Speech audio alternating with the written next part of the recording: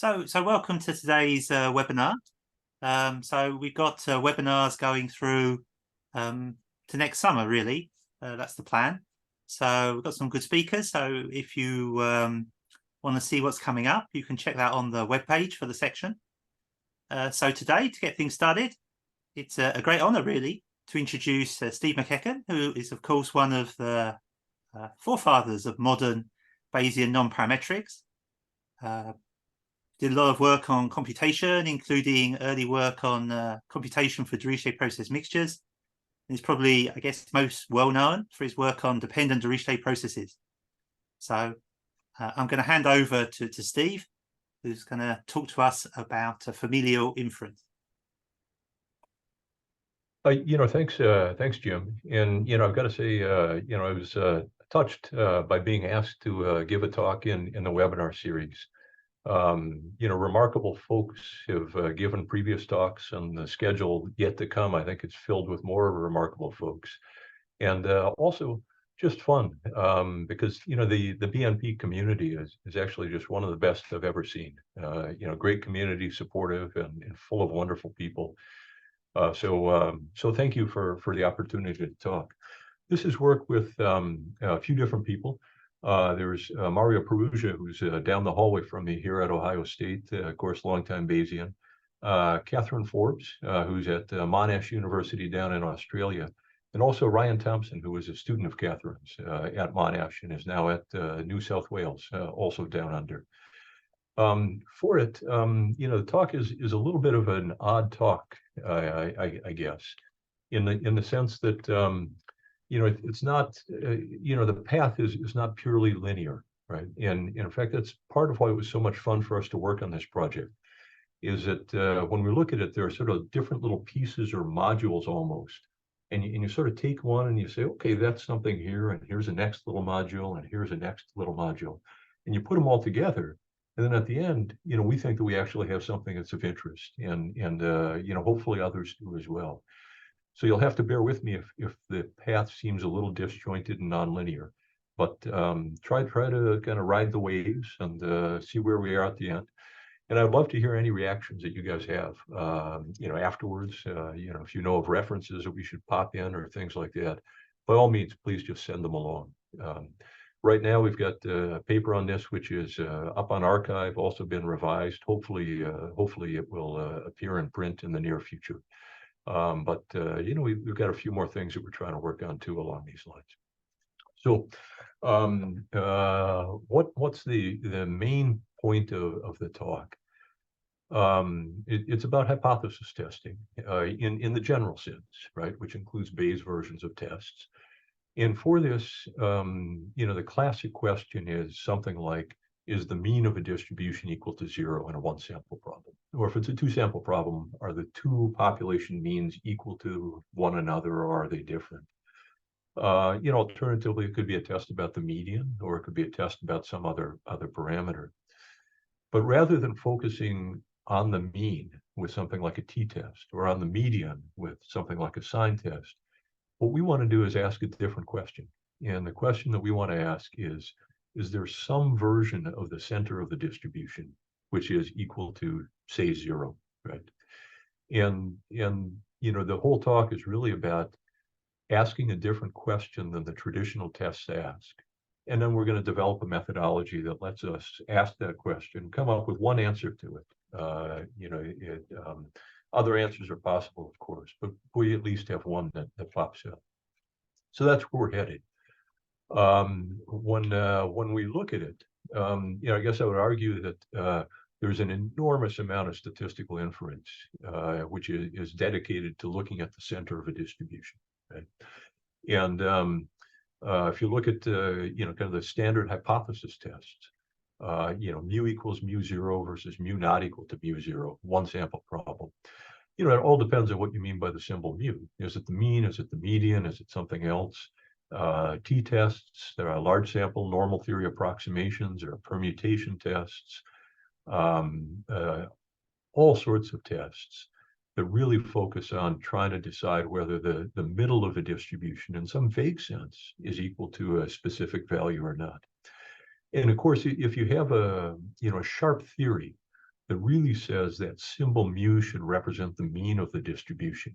And we want to know whether the mean is equal to 100 or 75 or 0, whatever it may be. Use your theory. I mean, we don't argue with that. But what we've seen when we talk to people who are actually doing applied work is that oftentimes a theory is a little bit vague about what that symbol mu should mean, and can be vague for different reasons. One is that there are a lot of theories that just aren't particularly precise. It's hard to turn the qualitative theory into something sharp and numerical, kind of thing that we deal with in statistics. And the second reason is that a lot of times data is kind of messy and impure. You have outliers. You don't really have the ability to identify sharply whether a case is an outlier or not an outlier, and so on. And that messiness itself means that it's hard to attach a sharp, specific meaning to the symbol mu when you want to test whether your theory says mu is equal to a number or different than a number. Right? And so, this is part of what sort of has generated our interest in this question. I think that these issues are particularly strong in the social sciences, where I think everybody has heard that there's a kind of a crisis about the ability to repeat experiments and come up with the same answers that previous experimenters have. Part of that might be due to factors such as mu is not particularly well specified by a theory. So we could test the mean, but maybe after we look at our data, we sort of decide, well, there might be some outliers in there, so we'll test the median as well. And there's a question of what gets reported in that final paper, if there's a multiplicity of tests that are actually done. Two data sets to keep in mind. And these are just standard data sets, been around for years. You can grab them, you can take a look at them. And these are really just to illustrate a little bit of the conceptual ideas that we have. We'll get to a couple of actual data sets later on in the paper. But here we see Catherine Rader's Galaxy data set on the left, and Sandy Weisberg's Old Faithful data on the right. Kernel density estimates of the two, it's about 80 cases for the Galaxies, about 220 cases for the Old Faithful data set.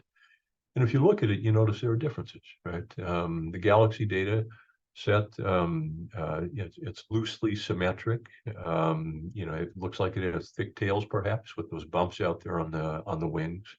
But if you look at that and you ask the question about the center of that distribution, it's not clear that it matters very much whether you pick the mean or the median. If you switch over to the Old Faithful data set, there it really matters. I mean, you can just see the asymmetry visually, and you kind of know that the mean and the median are going to be different numbers in a case like that. And given the pattern, if instead of a couple hundred cases, you had a few thousand cases where you had access to the population distribution, you would still think that there would be a substantial difference between the mean and the median. And so a question of whether the mean is equal to a number or the median is equal to that same number could give you very, very different answers. And so these are the kinds of data sets that we see, the kind of questions that arise are really, what do we mean by that symbol mu? Should we pick one specific meaning and focus on that? Or is it better to consider multiple meanings all at once as part of a process? And we're just developing techniques that let us think about a whole bunch of different measures of center of a distribution all at once. Tests. Boy, there are a lot of different views on tests, right? And if you go back and read the literature, you'll find about 1 million of these views. The big early work that I think of as modern work on tests comes from two different groups, and one is, of course, R.A. Fisher and his development of testing. The other is kind of Neyman and Pearson and their group and their development of testing, and that's separate than the Bayes testing, right? Which is also, of course, incredibly powerful and useful tool. Fisher developed the F-test, and in fact, his development originally was based on likelihood, right? And so the labels and names here bear with me. But when I think of testing in the early developments, I really think of a couple of different versions. And one is what I would call the Neyman-Pearson version, tied to the Neyman-Pearson lemma. It's sort of optimal theory of testing in a sense, very mathematical. And, I would argue that the perspective there is that you first write down a formal mathematical model or statistical model. And once you've written down a model, in fact, a whole family of models, if you're going to think about a composite alternative, what you're looking for in some sense is the best testing procedure. And you solve the math problem. And you go from the Neyman-Pearson lemma to perhaps things like uniformly most powerful tests. And you have that beautiful mathematical development. And you say, this is a really good test because we've solved the sharp mathematical problem that we've written down. And then after that, of course, people want to know, does this work in practice? So they go back and they say, well, we better study robustness of the test. If the assumptions don't quite hold, does the test still work pretty well in practice? And of course, they find out that, if it's something like the F test and you have reasonably balanced groups, in fact, it works quite well in practice for many departures from the formal assumptions used to derive it. So if you think about one-way ANOVA, all right, there's a classic model that I have written down toward the bottom of the slide there. The null is that all the treatment means are the same. And the alternative is that there's a difference in there somewhere. You can just run the F test, and then you might look at it afterwards and sort of say, well, do we think that there are weaknesses in the model that are going to destroy performance or not? But that's kind of the Neyman-Pearson development. I think very mathematical, lays things out sharply, goes through a derivation, finds in some sense the best test or best test according to some criterion. And then after that, follows it up with a check for practical usefulness. Second perspective on tests is one where, I think of as Fisher as the real developer of this, although there is early work by Neyman that of course looks at these sorts of things as well. And for this, I would argue that Fisher, being Fisher, it just developed things in a different way, right? Certainly he could handle all the mathematics, but he was very, very comfortable with applied statistics as well. And when I read his development of tests and recommendations, it seems to me that he starts off with a point null. Here it would be all of the different treatment means are equal. And then just sort of says, well, what would a really, really good test statistic be to pick up departures from this null that I consider important, departures of kinds of alternatives that I would be interested in. And having chosen his statistic, then goes back and sort of says, ooh, tell me about the mathematical properties and performance of this test that I've just developed. So it's sort of the same issues, but they're just turned around and they come in a different order. And of course, if they come in a different order, you might end up with the same test. You might end up with different tests. In the case of one-way ANOVA, you might write down his famous additive model that says that the observation that you really get, the response variable, consists of two parts. One has to do with the treatment, and the second has to do with the experimental unit itself.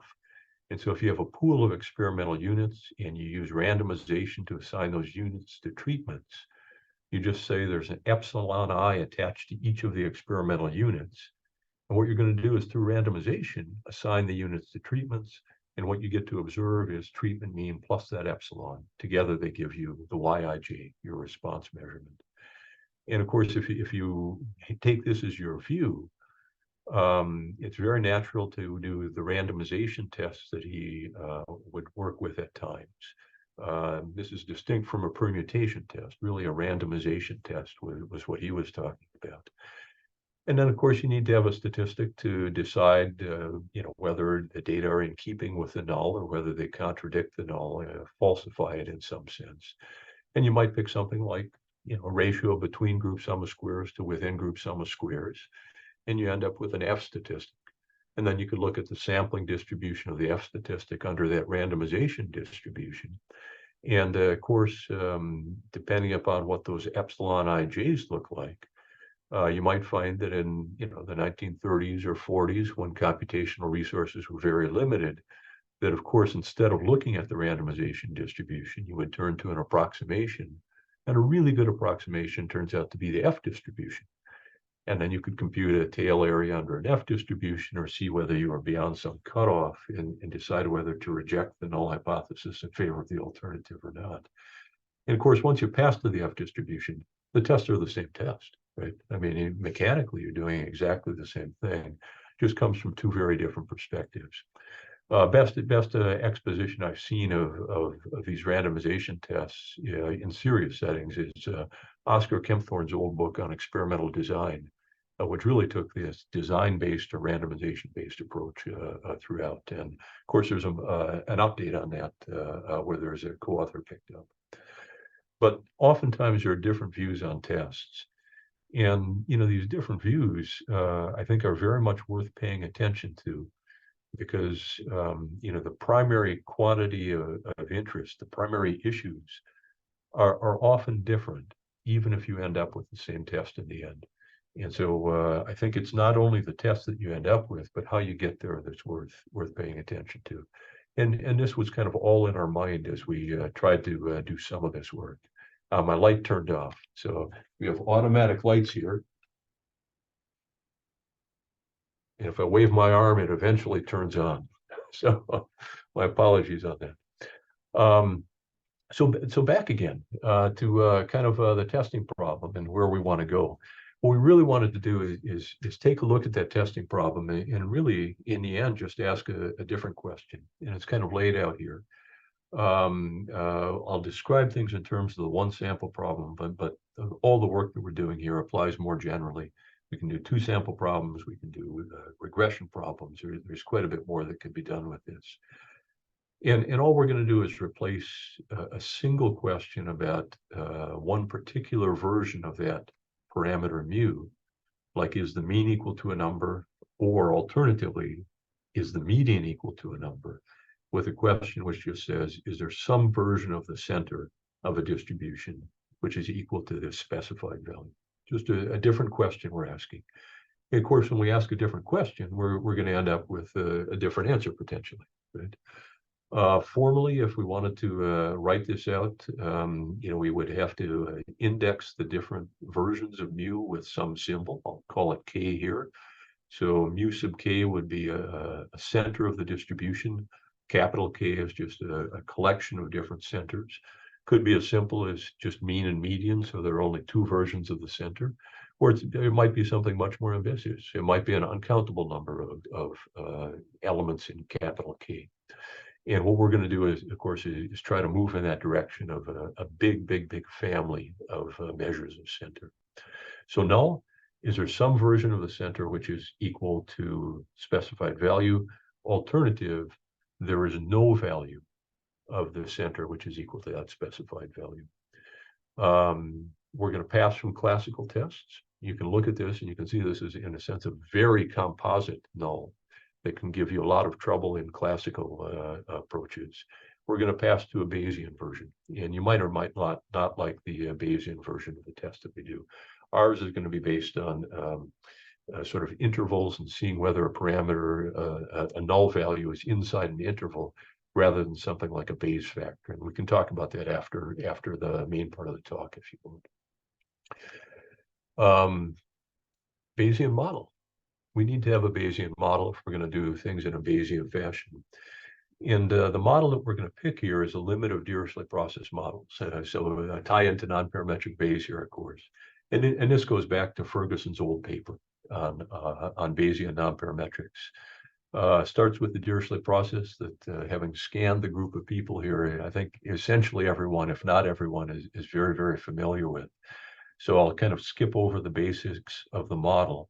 Here I'm using M to be the mass parameter for the Dirichlet process, and F0 just kind of the base CDF. We're thinking about things on the real line here, although some of what we talk about for this little module applies more generally. Beautiful thing about the Dirichlet process, it's conjugate. If you observe data directly from it, it's a little bit weird, because if you observe data and you have a sample, it's just a discrete set of points, even if your belief might be that the underlying distribution is continuous. What we're going to do is take a particular limit that in the early days was thought of as a very non-informative limit, which is the mass parameter going to 0. In some ways that is non-informative. In other ways, it's very highly informative, in that when you take that limit, you end up saying that the limit that you get out assigns mass probability only to places where you've already seen data. And that is very, very weird, but that's what we're going to do. The limit, of course, is the standard stuff that you see for all Bayes. If you think about a limit of priors, we think about a sequence of prior distributions. Here we would hold F0 fixed and have a sequence of values of M that descend towards 0. Each prior distribution gives you a posterior distribution.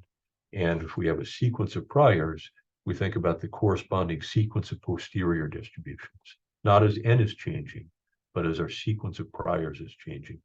And in the limit here, M goes to 0, so it kind of disappears. The distribution F0 is irrelevant once you pass to the limit as well. So you have this nice thing that it depends only on the data in a sense, although there was a setup that got you there. Limiting posterior that we get out, it's exactly what's in Ferguson's paper. The beautiful thing here is that we know exactly how to draw directly from this posterior. There's no Markov chain Monte Carlo. There's nothing fancy about the sampling algorithms. We can generate draws directly from F. They're exact draws from F. They're not approximations. There's no truncation going on. We know that what F looks like is it looks like a Dirichlet distribution with a lump of mass of size 1 at each observed observation and no mass anywhere else. And that's what the posterior looks like. So how do you draw from it? That beautiful old distribution theory that is used to construct the Dirichlet distribution. We can just generate a collection of independent exponentials, each with the same scale parameter. Once you get those, one for each data point, you just attach them to the data points. If you have ties in the data, just stack them up right at that point, and then rescale so that you have total mass of 1. And that's a draw from the limiting posterior distribution. 2 different draws at the bottom. I just generated 10 points. These are from log normals, and then took and generated the weights that are attached to them. And you can see they look a little bit different, right? The places where you have mass does not change from one draw to the next draw to the next draw from this limiting posterior, but the amount of mass, of course, is what is random in a sense.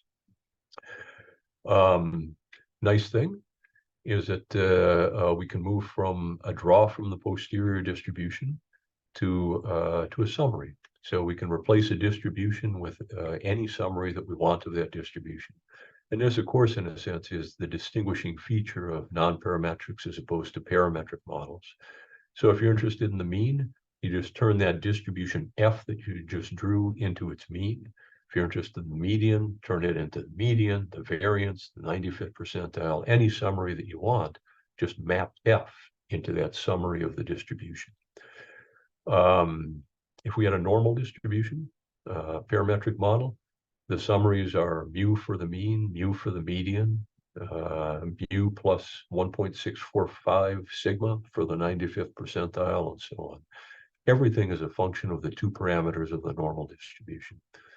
If instead we have a non-parametric model, it just depends on the F that you happen to draw in a very flexible way. So the means are different for the 2 draws that we saw on the previous slide. You can sort of see how the means would be different, the balancing point. The medians turn out to be different. The variances are different. 95th percentiles happen to be the same because where you cross that 95% of the probability mass is in the same place in both cases, a little bit bigger than 4. So you look at that, and one of the things we want to be very aware of is passing from a distribution to a summary of the distribution. And of course, our focus will eventually be on centers. But of course, what we need to do is be able to turn an arbitrary F into a center for that F in many, many different ways if we're going to allow ourselves to have a rich set of these mu sub k's that are going to form our null hypothesis. Question that pops up is this, right? Why this particular limiting posterior? We can think of a lot of different limiting posteriors. There are a million non-parametric Bayes priors out there, things that go far beyond the Dirichlet process. And there's kind of a question of, is there some principle that drives us toward this one? or is it just an arbitrary choice that we might be making? And on this, there's sort of a perspective that it kind of recurs. It pops up every once in a while. And this one really is a very, very special limit.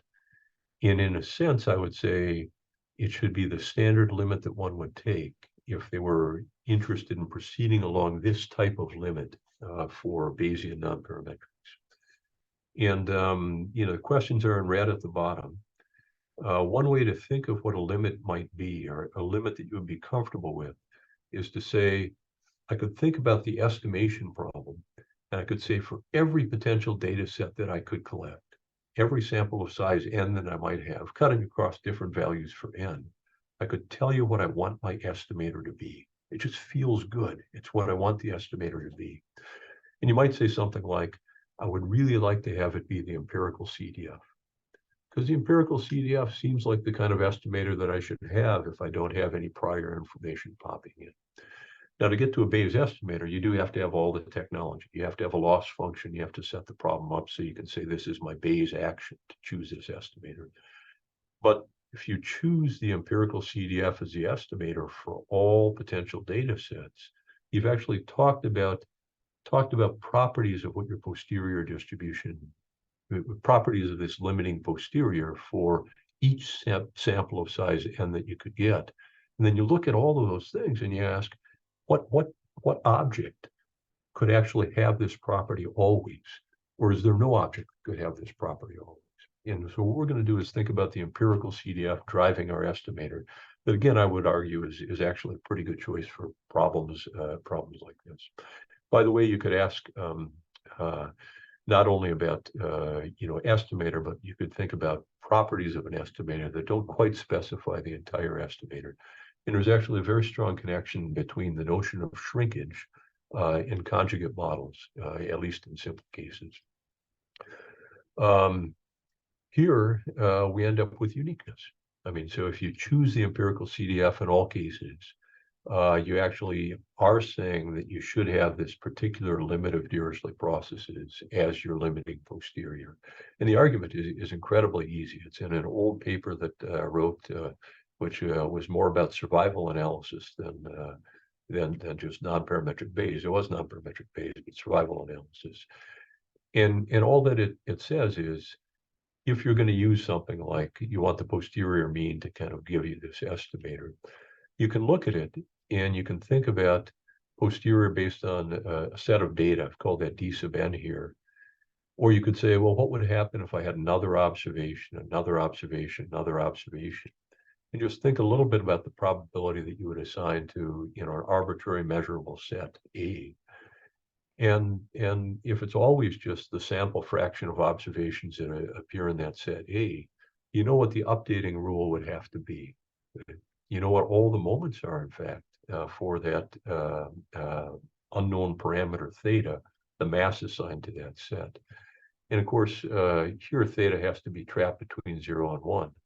So you have all moments of a parameter which lies in a compact set. And if you specify all of the moments, you've specified the entire distribution. And in this case, we could just ask, what is that limiting distribution? And from the things that we know about betas and binomials, we could identify it as a beta distribution. So we would say that, if you split your a real line, but it could be a more general space, into two pieces, and you say, I'm always going to use my sample fraction in a piece as my estimator, you really are saying that the limit is the limiting posterior is just going to be a beta distribution with the empirical observations giving you the parameters. You have to do a little bit more work to extend it to a Dirichlet distribution, but that's just a little bit more work. It's really the same argument that pops up. So, we have a justification. We have a reason that we've made this particular choice. Of course, many other people have made this choice as well for kind of a limiting posterior distributions in problems like this. Chris Holmes has a stream of very, very nice work that makes use of this in recent days. With a Bayesian model in mind, we can kind of come back to data sets, right? And we want to kind of eventually return to the main problem that we're trying to get at. And when we come back to the data sets, we can look at the galaxy data. And what we've really done here, again, left is a kernel density estimate for the galaxy data itself. The data set is, of course, just 82 numbers. It's just a discrete data set, just the numbers we have. Based on that, we can actually take and draw an F from the posterior distribution, the limiting posterior. Once we did that, we would turn that F into two numbers. One is the mean, one is the median. And we could just repeat that. And so I repeated it 10,000 times. It's quick. It's a blink of an eye in R. And after I have all those means, 10,000 pairs of mean and median, what I did is I made a box plot of the 10,000 means, box plot of the 10,000 medians. And the means are on the left here, and the medians are on the right. For the means and the medians, you can see that if you're really interested in the center of the distribution, there's very little to choose from between these two. The basic, the basic quantities look like they're centered at almost the same place for these two sampling distributions. The mean has a little bit thicker tails, as you would expect, given the original data and the sort of the outlying observations out there on the sides. But you're going to get the same conclusions roughly. Interval for the mean might be a little bit wider than the interval for the median, but they really tell the same story. Many data sets are like this. In particular, if your data look very symmetric, this is what you'll get out. Again, even with a nonparametric analysis, it's not imposing symmetry on the data. It just says the data show this apparent symmetry. And so if we're going to summarize based on the mean or based on the median, there's very little difference between those two summaries. Here's the Old Faithful data. Yellowstone National Park, and you get to see the water spray up and all that good stuff. Exactly the same procedure here. The mean and the median are simply different for this data set. A couple hundred observations. And if you look at it, you notice that the box plots are centered at different places, and they simply tell a different story about where the center of this distribution is. Not a surprise, because the mean and the median really are different, not only for this data, but for any view you might hold about the population that gives rise to this data. At the bottom, I have 90% credible intervals, central credible intervals. For the mean, 71 to 73.6. For the median, 75 to 78. There's no overlap, right? And so you can imagine what this means, right? I suppose you were interested in whether the center of the distribution was 74, and you're like a mean guy.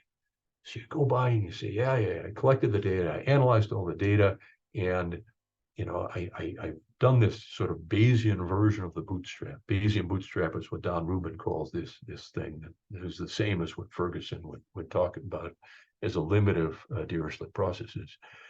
And you say, well, the mean is just not 74, right?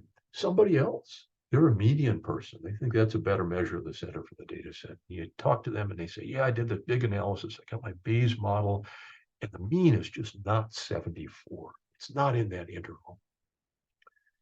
But the next question somebody always asks is the mean bigger than 74 or is it less than 74, right? We always want to know that. And of course, classical statisticians will give you a confidence interval, and that interval will be one side of 74 or the other if there's a duality between the intervals and hypothesis tests.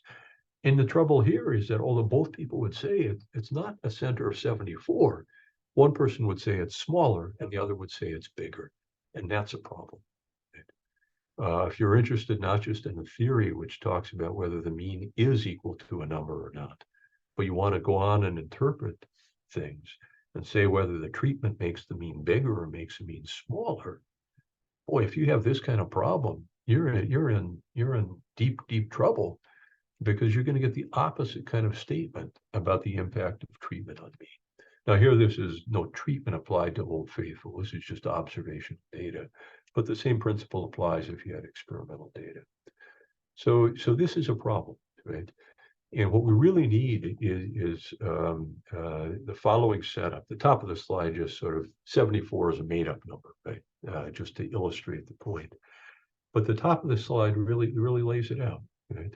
You either need to say, when I look at my scientific theory, I look at what I'm really trying to test, I do have a clear interpretation of that symbol mu, what I mean by the center of a distribution, and I'm going to test that meaning of the symbol. Go ahead and do it if you have a theory like that.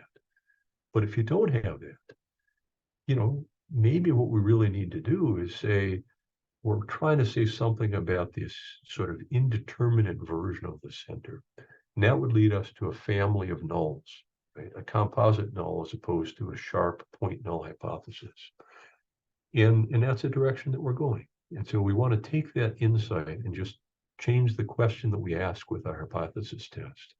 And so what we want to do is ask that question that's toward the bottom in blue.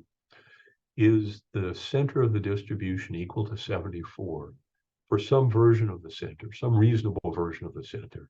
Or is that just not equal to 74, the alternative?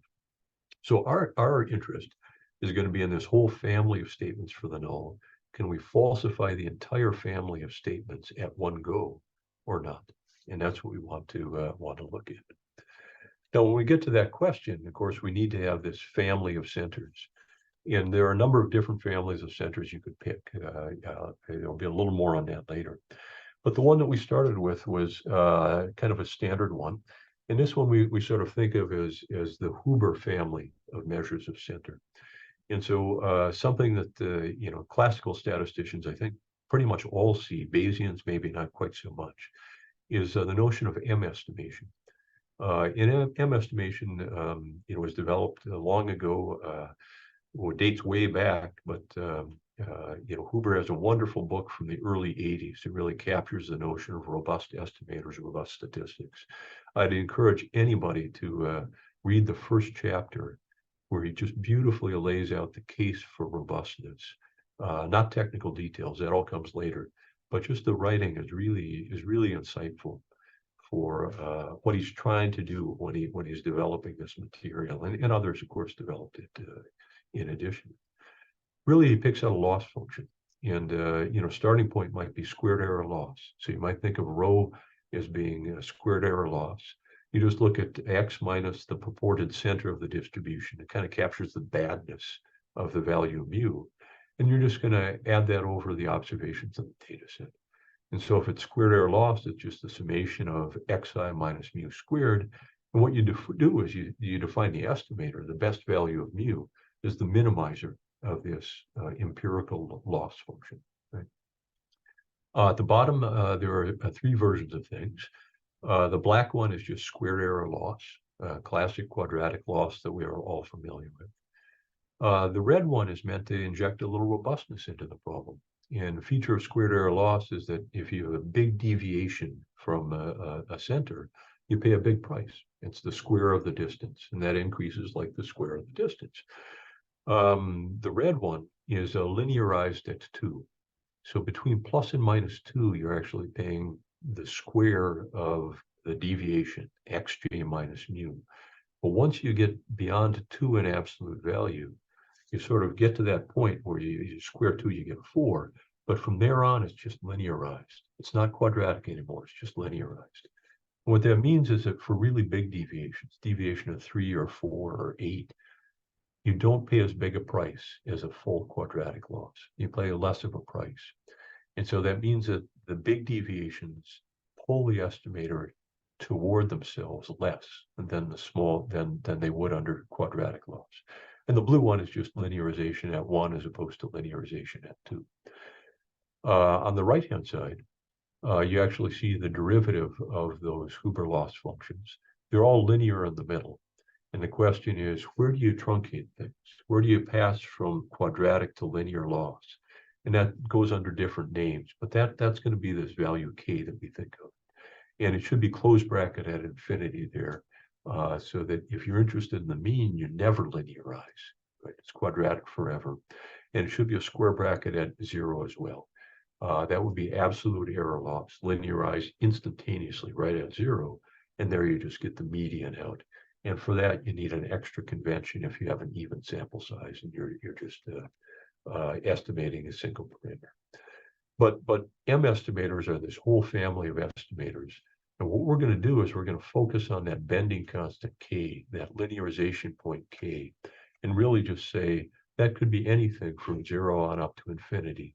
That takes us through this whole collection of estimators that in a conceptual sense are between mean and median. Although for particular data sets, the estimator that you get out does not have to be numerically between the mean and the median. This slide was really just saying the same kind of thing. If you want to try this out in RLM instead of LM, and you can do linear models in addition to just a single center, a single parameter. Interesting thing, by the way, curious thing is the sample mean.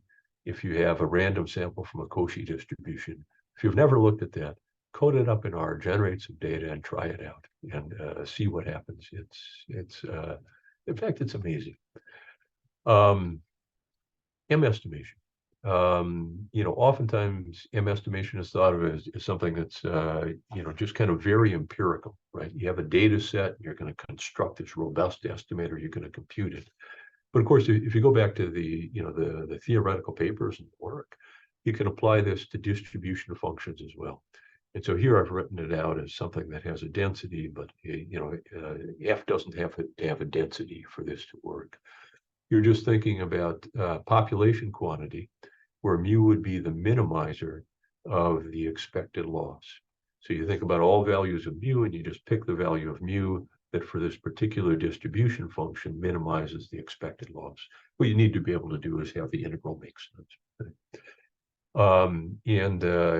Instead of looking for that minimizer of loss, a lot of times people work with the derivative of that function. That's why I showed the derivatives on the previous slide. And you look for a 0 for the integral of the derivative of that loss function. Just like when we look to minimize quadratic loss, we typically take a derivative and set that equal to 0 as part of the minimization step. So that's really all that we're trying to do. If you have data sets or discrete distributions, all the integrals here just turn into sums. They can be weighted sums, of course, if you have weights associated with the different possibilities for the distribution. But really, we're thinking of this as being a summary of a distribution function. And so you pass from the distribution function capital F, where if you know K, you know which version of the center you're talking about. You just find that version of the center. And this can all be done computationally. Why the Huber path? This is the beautiful part, and was really fun for us. In that when we thought about different measures of center, and we're trying to pick a path that got us from mean to median, because we wanted those two in there as well and things in between. The nice thing about the Huber path is we can do stuff that is very much in the spirit of Lars and the Lasso and things like that. We can actually build a path following algorithm that lets us get the whole path, right? And to think about that path following algorithm, we need to do a couple of things. We need to have an initialization where we can just say, this is where we start our path. And we need to have a rule that lets us follow the path all the way from one endpoint to the other endpoint. Here the mean is easy to compute, right? It's just a sample mean. We just, boom, we have it, there it is. And when we have a sample mean, again, if we're working with the psi functions, these derivatives, we're trying to preserve a 0 for the weighted sum across our distribution capital F. What we need to do is preserve that 0 as we're actually changing that linearization point K. And if we can figure out how to preserve the 0, that's actually going to preserve the minimizer of our loss. This one is a convex problem. You can see the pictures of the functions are all convex. And so we know that we are going to have something where if it's not strictly convex, so I can't say that there's a unique minimizer, but most of the time there's a unique minimizer, right? And the time when there's not a unique minimizer is an event of probability 0 under the Bayesian model that we're writing down. What do? We want to preserve the 0. And the neat thing here is that we can think about three types of observations. We have big ones, and that contributes, sort of K, the point where you've linearized to the summation of the size. We have small observations, those contribute minus K, and the stuff in between just contributes what the deviation is. And so we say we're at a zero right now. And if we think about sliding these linearization points towards zero, right, they slide symmetrically, the plus K and the minus K. All the observations that are in the middle still contribute kind of the same amount, right? It's just the deviation is all they contribute. The ones at the top, well, if you're sliding K down, they actually contribute a little bit less, a little bit less, a little bit less as you slide K down. The ones at the bottom contribute a little bit more as you slide minus K up towards zero. And so you just count the number on the top and the number on the bottom end. If they're balanced, the net is zero. If they're imbalanced, more on one side than the other, you know what that difference is. But that's linear as you're sliding K down. And all you have to do for the ones in the middle, you just have to make the right linear adjustment. And so you look at it, and we know that this path is actually piecewise linear. And the nice thing is that we can not only say we know how the path is going to move, what we have to do to preserve our zero, but we can look ahead and see where the next corner comes, where an observation changes from one of these categories to a different category. So when we look at it, we can actually take and follow the entire path all the way. So for the computations, we don't have to do any discretization. We're not doing computations on a grid of values or anything like that. When we draw an F, we really find the whole path of centers all the way from mean to median, and we get them all exactly, which is kind of cool. It's kind of fun. That's one of the reasons we like the Huber path. Another reason is that these estimators are actually pretty good estimators in a lot of ways. Facts and knowledge. There are a ton of things that people know about these robust estimators. And one of them has to do with continuity at the bottom of the slide.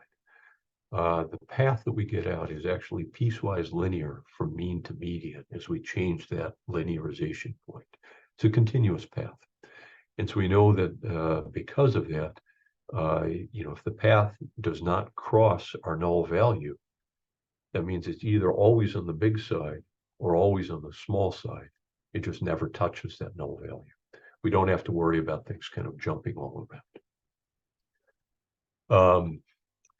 What that means is that if we have a draw of F, we're going to think about a limiting posterior distribution. We're going to take many draws from F. It'll be a Monte Carlo evaluation. If we think about that draw of F, we can classify it into one of three sorts.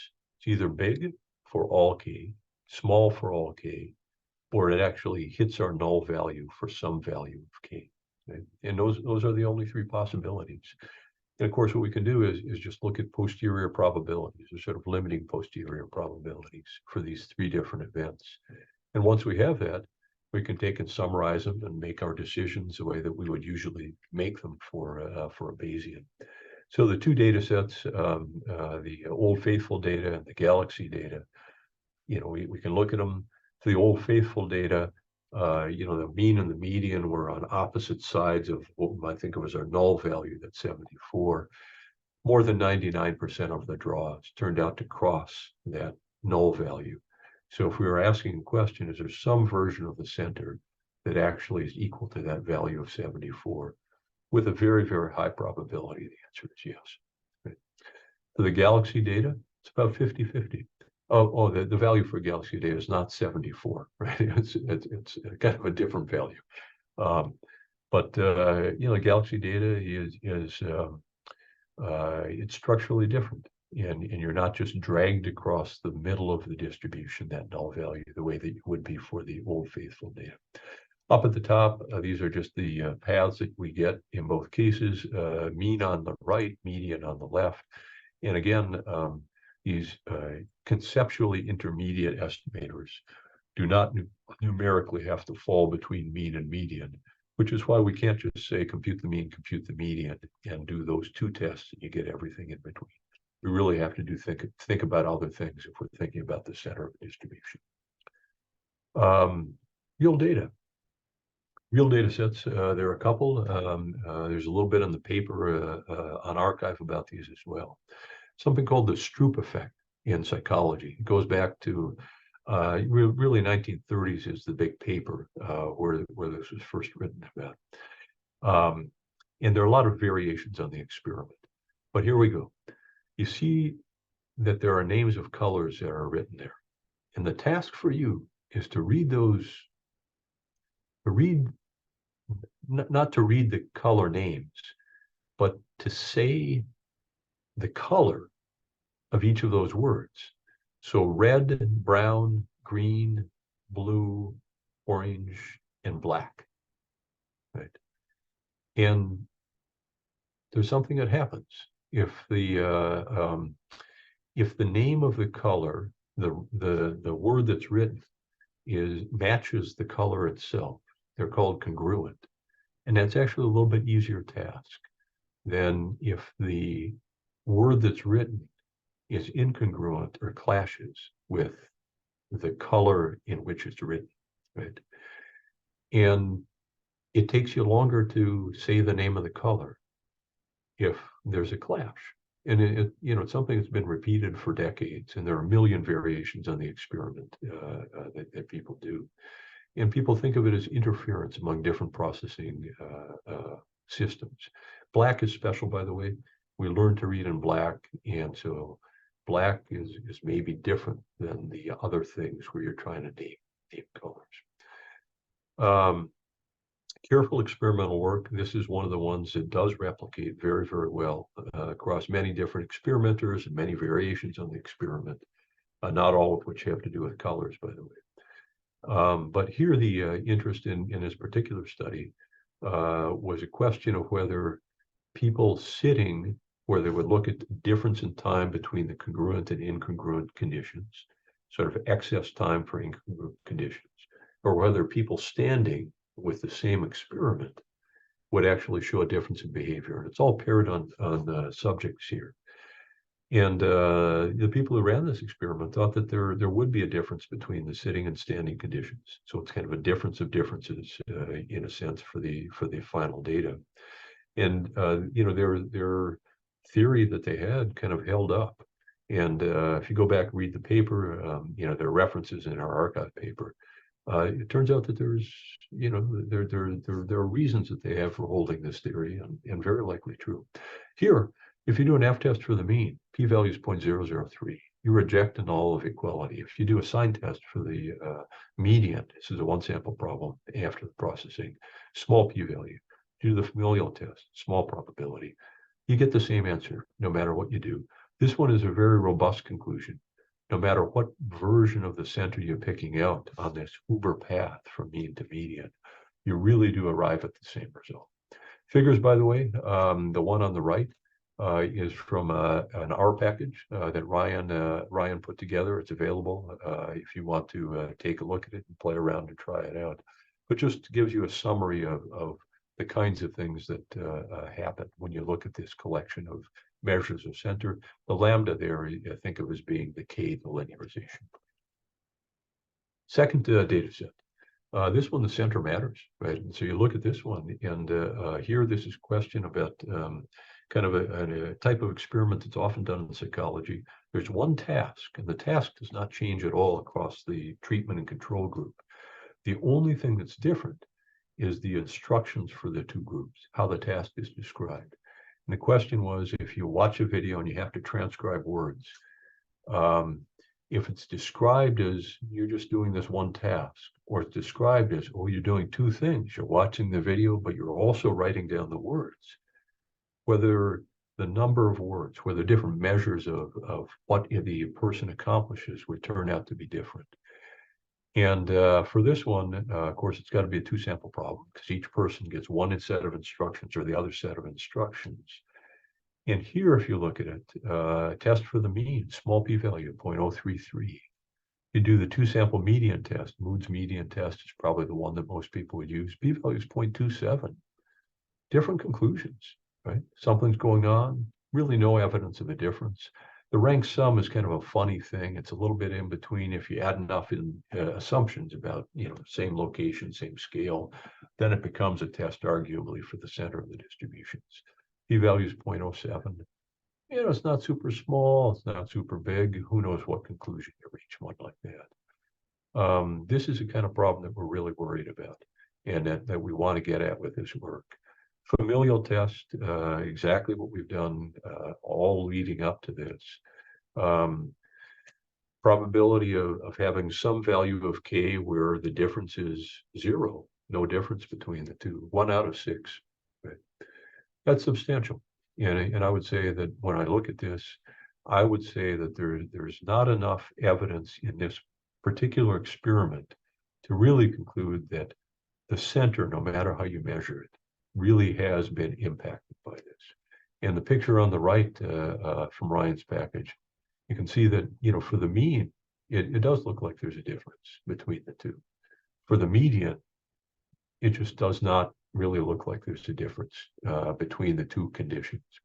And so here, this is the kind of one where choice of the center really does matter. It could change your scientific conclusions. And when I look at it, I just don't see a compelling reason, based on the theory, the description of the experiment, to choose any single particular version of the center. I think here, the answers you get out, a little bit like the Old Faithful data, really do depend upon your choice of the measure of center. And you get a richer understanding of the experiment if you do this. Now, I'm sure that this is close to the end, so let me just fly over a little bit of stuff. There are other paths you could pick. Andy Womack has looked a little bit at LP centers, I know. LP centers, you might just go between 1 and 2 would be very sensible, but you can do them all, let P grow. If you do that, you better be careful with the numerical issues if you have really big values of P, of course. You could also try to characterize everything that you might describe as a center of a distribution, not just on the Hoover path, but you could try to formulate this question of what's anything you might consider to be a center. Of course, for that, you need to have a framework. For this one, we understand how to do it for a 1-sample problem. I think it'll carry over to a 2-sample problem. Harder situations, we just don't have it yet. Regression problems and such. Framework we looked at is a particular framework where you have to set it up. Loss minimization is what we went with. There's got to be a little bit of setup. Integrals have to make sense and things like that. The essential result in the end is with the setup and with some primitives where you say, I know that if I have a discrete distribution that has 1 point of mass, that point of mass really is the center, because that's the only place that I have probability, degenerate distribution, or symmetric 2-point distributions, 0.5 and 0.5 on 2 different numbers, got to be in the middle. A little bit of setup like that. Strict concavity for the function that you're trying to minimize for the loss is really what pops out. And interestingly, this is if you want to have a unique center. The median, of course, does not qualify. We know that we don't have uniqueness across all distributions for that one. But you can do the same kind of computations. If you look at all centers, of course, it's bigger than if you look at a particular path from mean to median or mean to median going a bit beyond. But you can do the same kind of calculations. You do have to be a little bit more careful. And that's work which no manuscript yet, but in process. Wrap up, just a little bit at the end to go quickly on this. Non-parametrics and parametric stuff, just fundamentally different. If you really get to the flexibility that modern data sets just show that you need to have, in particular big data sets. Big data sets, you can falsify any parametric model that's out there. It's worthwhile thinking of distribution function f, trying to put a prior on the distribution function f, and then thinking about parameters as just being a summary of that distribution function, kind of thing that we looked at earlier. I think it's a productive view and a useful view, and kind of opens up your eyes very often to questions for inference and prediction as well. Second, what we tried to do is try to think very carefully about statements of a center of a distribution. Oftentimes we run directly from some theory that is no impact or impact to just mapping that into a statement about the means. and we just do it automatically because that's the training that we often get in our intro courses. But of course, the real world is far, far richer than that, as people in statistics have known really forever. But there is that question of should we change the question that we're asking? And again, if we really have a sharply defined theory where you have a clear measure of center, do exactly what you would do, right? Do a Bayes factor test, in fact, or go with subjective Bayes and posterior probabilities. But if you have a weaker theory that's a little fuzzier and doesn't really specify it, at least think about other questions that are a little different than the standard question you're guided to. Classical inference, you can develop some of it along these lines as well. M estimators under very minimal conditions converge to normals. If you have a finite collection of them, it converges to a multivariate normal. If you have more than a finite collection, the thought is it converges to a Gaussian process. If you have a compact set for that bending constant, it's easy to show that. And yet the sticking point of the problem there is that this is, in a sense, a very, very composite null hypothesis. And that poses enormous problems for classical inference. And the approach we took kind of sidestepped that issue. Poses troubles for Bayes factors as well, where it's a little hard to say what that null would be if you're demanding something like some point in there, some version of the center is equal to a specified value. Last bit, is oftentimes people want to skip over kind of all those foundational issues. There is not much attention given to them, I think, nowadays in the world of statistics.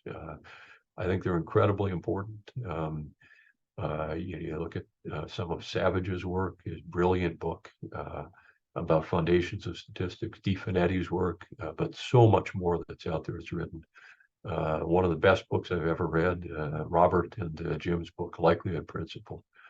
Unbelievable knowledge there. And I think that when people read about the foundations and see some of the compelling arguments there, it has an impact on what they do in practice. And I wish it were more a part of all PhD programs, although it's hard to squeeze it in with all the busyness that we have to take care of all the things in statistics now. So foundations, I think, on the mathematical side, incredibly important. On the applied side, I think there was a sea change when we had good enough computation where we could really build models, do diagnostics. Tukey was talking about it for years before, but once it could really be done, statistics, I think, changed. And it wasn't so much propose a procedure or an estimator and then evaluate properties, but really sort of active model building. And of course, if you build a good model, you're going to get good stuff out at the end. Incredibly important. For us, there were a couple of philosophical issues. One is just what question are we trying to ask if we're doing a hypothesis test? And another bit for the special role that this limiting Dirichlet process holds, kind of what basic properties, if you choose them, what does that tell you about a class of objects? Here, a class of limiting posterior distributions that then we use to drive the rest of the talk. That's it for me. I think I've gone over time a little bit, so thanks for your patience and not giving me the hook, Jim. If there are questions, I'm happy to hang around and answer them, or at least just talk to you guys. You'll have lots of insights that I'd love to hear. So thank you. Thanks, Steve, for an interesting talk. So are there any questions for Steve? So I think Lee Ma has raised his hand. Hi, Lee. Hi, Steve. Hi, everyone. Good to see you all. Thanks for the very interesting talk, Steve. I have a couple questions. One is that you showed a few, in all of your examples, you have this those credible bands coming from the Bayesian bootstrap posterior. Are those pointwise or simultaneous credible bands? The reason I'm asking is if they were pointwise credible bands, I wonder if there's some kind of multiple testing problem that because you're not testing one hypothesis, whether there's any adjustment that could be done to that? I'm not sure you've done it here, but this will be related to, since you talked about lasso, kind of the notion of effective degrees of freedom, like for the model, and effective number of hypotheses you're actually carrying out in this path.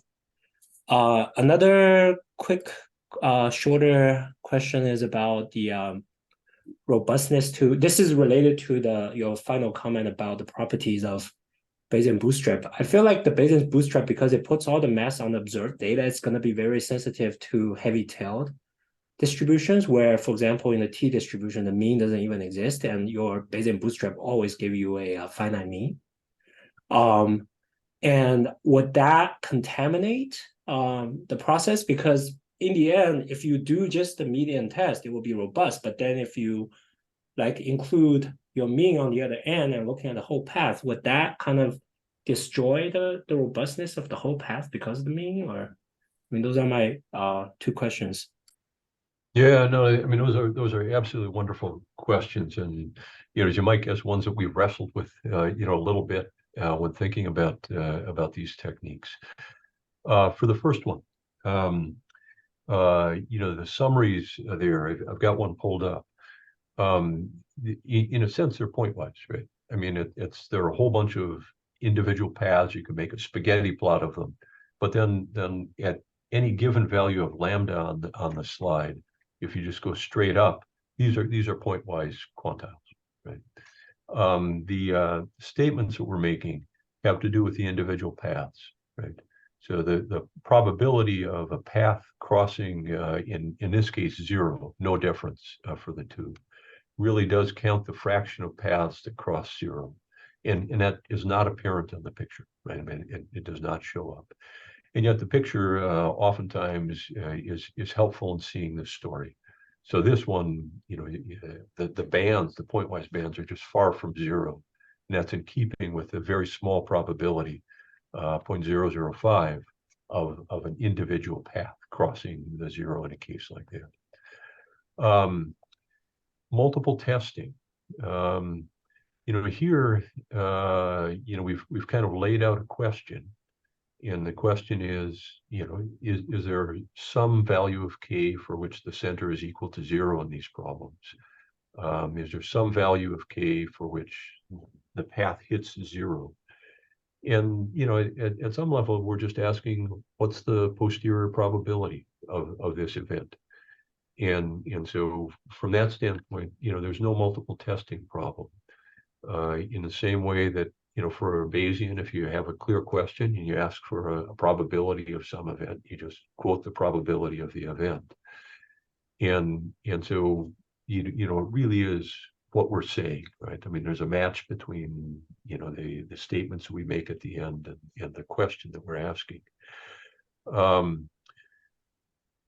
Whether there should be kind of a type 1 error control or not is I think a different question, but it's a very interesting question and a very good one. The trouble with getting to classical methods for these is, as I was saying, it's a very composite null. And if you're thinking about the space of all distributions, and you're saying, well, mu sub 2.385 for that bending constant is equal to 0, you're not saying anything about the center under other bending constants. And so that null can include things where some of the parameter values are really far away. And, the notions of controlling type 1 error for every possible distribution in the null, I don't know that that's really doable, right? And so the strict classical approaches, I don't know if they work for this problem. So we have not gone that direction. It's a good question. If I just had 2 tests and was doing classical testing, mean and median, in fact, I would be inclined to try to control type 1 error across the 2 tests, right? And yet here, I'm not sure that we really need to. Second question, robustness. Robustness, you mentioned the Cauchy distribution. which has no mean, and for the Cauchy, that mean is going to kind of wander forever as you get more and more and more data. Right? It just does not settle down nicely because the mean doesn't exist. So yes, there are kind of extremes where you could end up with problems. For most cases, the truth is I'm comfortable assuming the mean exists, right? And so, you might say for a background assumption, we want, 1 plus epsilon moments existing, or something like that. And, if you have that, then the strong law of large numbers would say, at least as n goes to infinity, you're going to get convergence of kind of the sample mean to the mean of the distribution things come from. But point well taken on that. Thank you. Appreciate it. So, there are other questions? Steve, let me just sneak one in. Delightful talk. Thanks very much for that. I understood how you could find the intervals for the Huber curve. I didn't understand how you did so when you then went to all possible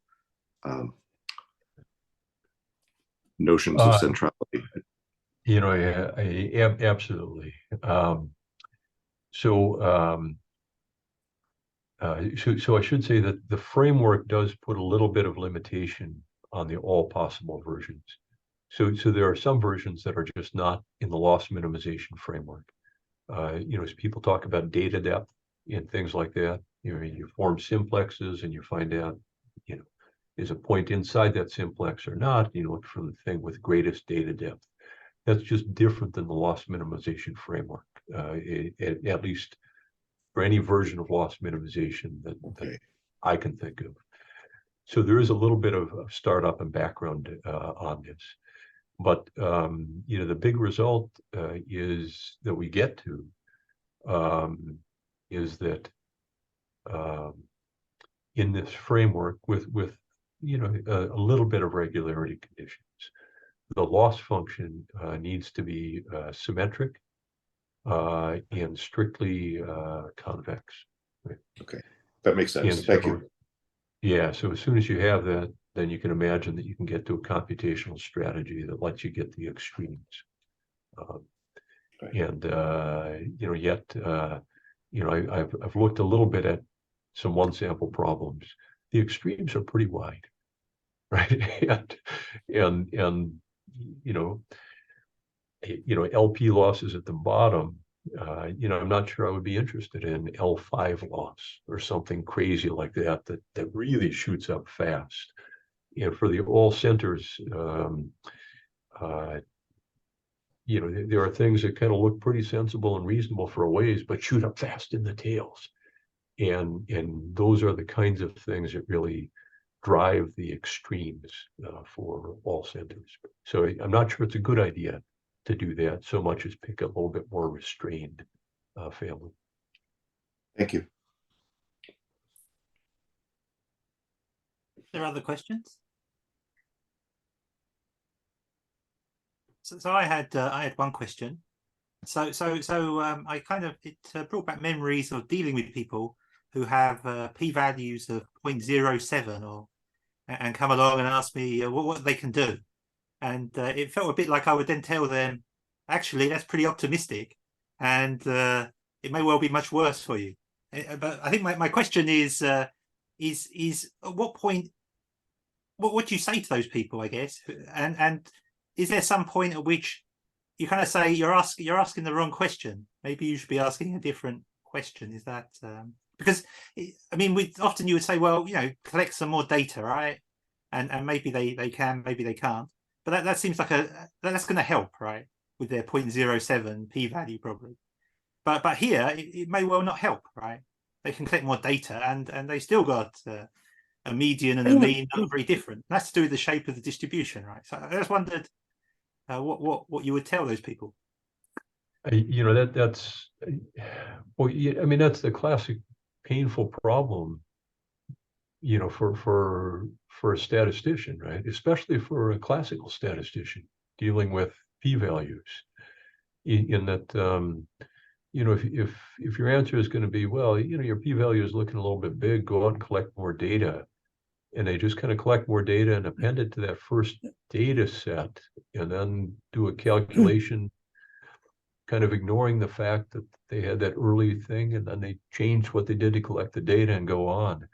You know, there's some brilliant expositions of this, I think by you know, Jim Berger and Don Barry, but probably others. I might have the you know, the authors wrong on that, where they have these delightful versions where they just say, well, you know, here's the kind of thing that happens, and you look at it at the end, and it's ludicrous, right? And yet I think that actually happens a lot in practice.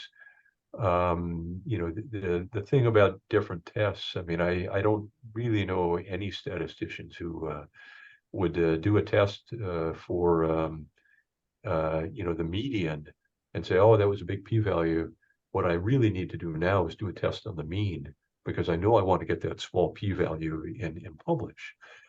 And yet, you know, I have heard of investigators who know many statisticians or biostatisticians, and they'll knock on a door and ask for an analysis. And, you know, if it doesn't quite give them... Oh, this is the national test.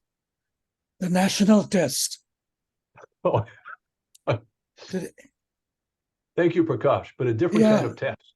Right. This is a national test by the federal government for future use.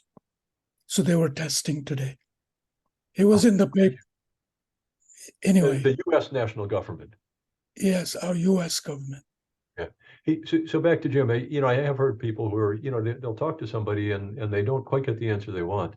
So they'll go down the hallway and they'll look for a different statistician and not mention the fact that they've already talked to somebody, and kind of suggest they would maybe like, you know, an analysis that's in the direction of, say, the mean. And, you know, for that, I have no idea. I mean, how can we defend ourselves against that? If we were all taught that when we were children. If you ask your mom and she says no, go ask dad. You know, that is true. And for those of us who have older sisters, it was a third choice. So I have a brief comment, if please, if I could. Wonderful talk, lucid as always. That I find in your talks.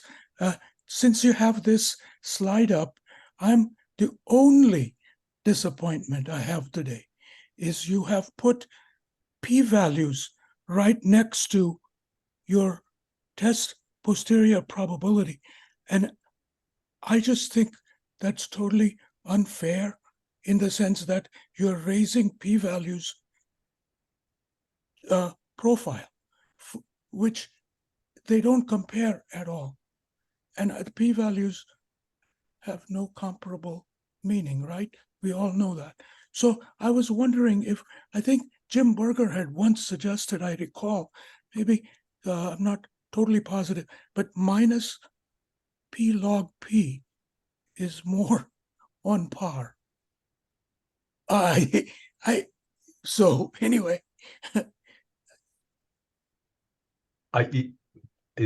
Thank you, Prakash. You know, the comment is well taken. Yeah, you know, when people write these papers, I see lists of p-values. P-values, yeah. And I reproduce them, and I hope people don't take too much offense to it. And also, the truth is, you know, the p-values appear above the Bayes, and it's not meant to suggest that they're better because they appear above the Bayes. Yeah. Thank you. Okay, so are there any other questions for Steve? Okay, so I think I'll wrap things up. So thanks, Steve, for a very interesting talk. And and we have a talk in the middle of November. So we've got a few more weeks to wait for our next one. So goodbye.